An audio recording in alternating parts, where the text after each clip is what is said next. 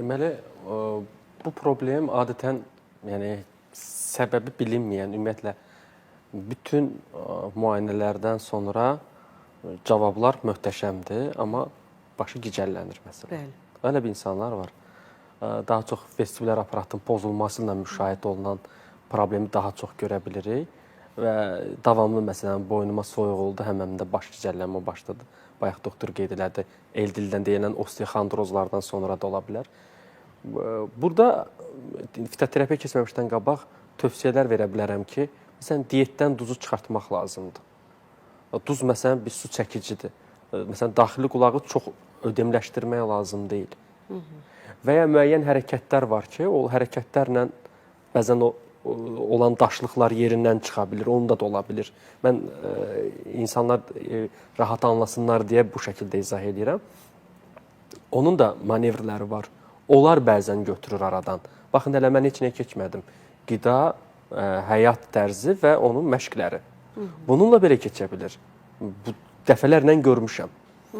Və məsələn bilirsiniz ki, bizim gündəlik istifadə elədiyimiz rəngli qazlı içkilər, adi bildiyimiz rəngli qazlı, mən alkoqolsuz deyirəm hələ. Energetik içkilər, digər rəngli qazlı içkilər, limonatlar falanlar da qeyd edə bilərəm və tünd qara çay. Bunlar özləri də vestibulyar aparatı narahat eləyə bilir. Bunları da çıxartsınlar. Bu şəkilləri etsələr belə %50% insan onsuz sağala bilir. Bunu daha rahatlaşdıracaq metodlardan deyim ki, maya sarmaşığının qozası, ginkgo bilobanın yarpağı, ağ öküz otu. Ginkgo biloba həqiqətən də elə adı da Yaponcadır da, yəni bu ginkolidlər nəslidir və Goodman Gilman kitabına düşmüş bir bitkidir. Yəni artıq dərmanlaşmış bitki sayılır. Elə möhtəşəm təsirləri var. Vazodilatator gedir, damar genişləndirici gedir, daha çox da periferik damarlar üçün. Beyinə oxşuyur, beyin bitkisi deyirlər ona görə. Ağ öküz otu bitkisi isə ona heç bitki də demək olmaz, yəni parazit bitki kimidir.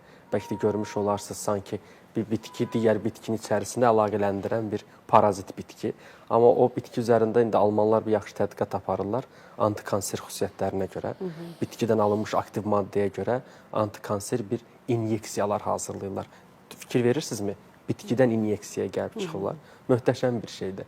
Və maya sarmaşığın qozası. Bunları istifadə etmək, qeyd eləmək istəyirəm ki, ola bilər baş gicəllənməsi hansısa hamilə qadında olsun, mən dediyim bu resepti eləməsin. Bunu qabaqcadan deyim. Qan durulducu preparatlar qəbul edən insanlar eləməsinlər.